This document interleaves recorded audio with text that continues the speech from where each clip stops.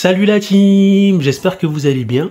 Aujourd'hui on se retrouve pour une nouvelle vidéo dans la série Astuces Windows MSI et aujourd'hui on va découvrir ensemble comment activer le HDR ainsi que le 120 Hz sur une TV Samsung lorsqu'on utilise son ordi sur la télé Samsung.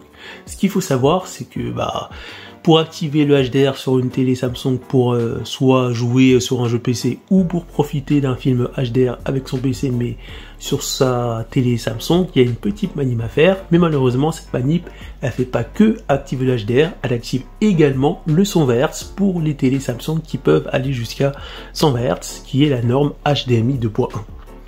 Donc maintenant que la petite parenthèse est passée, vous pouvez voir que normalement quand je me rends sur Windows affichage, dans Windows Color, en dessous je dois voir activer ou désactiver le mode HDR.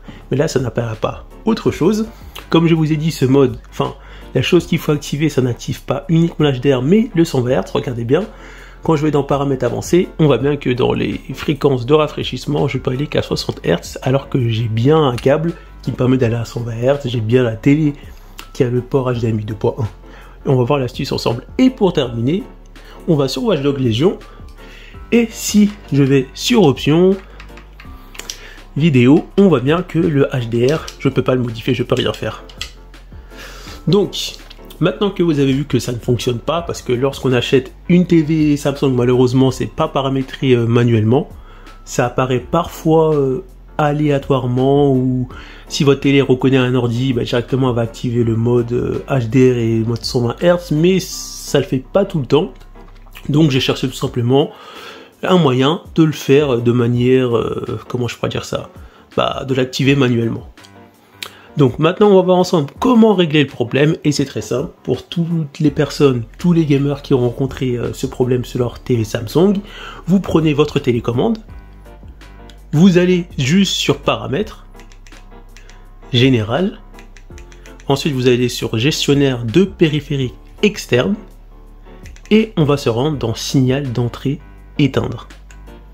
Et en fait, il suffit juste d'allumer le signal d'entrée où votre port HDMI est branché. Si vous ne savez pas c'est quel port HDMI, vous pouvez tous les allumer. Moi je sais que c'est le port HDMI 4 et quand je vais l'allumer, on va voir que l'écran va devenir noir et il va redevenir normal. Voilà. Ensuite vous faites bien fermer, vous revenez en arrière et là vous pouvez voir que maintenant le mode HDR est apparu dans Windows. Donc une fois que vous avez fait cette manip pour activer l'HDR et le 120 Hz, si votre télé est compatible 120 Hz, pensez bien à activer le mode HDR dans les paramètres Windows affichage. Donc là j'ai activé l'HDR et maintenant je vais activer le mode 120 Hz. Donc je vais dans paramètres d'affichage avancé. Je me rends toujours dans fréquence de rafraîchissement et là on voit que le 120 Hz il apparaît juste ici. Donc je clique dessus, voilà, je fais conserver. Là j'ai activé le 120 Hz ainsi que l'HDR sur ma télé Samsung. Et quand je reviens dans Watch Dogs 2, soit vous redémarrez le jeu ou soit vous vérifiez si vous pouvez activer le mode HDR directement dans le jeu sans le redémarrer. Si vous arrivez à activer le mode HDR dans le jeu sans le redémarrer, pas besoin. Et si vous n'y arrivez pas, redémarrez le jeu, ça devrait marcher. Là je vais dans Options, je vais dans Vidéo, Images.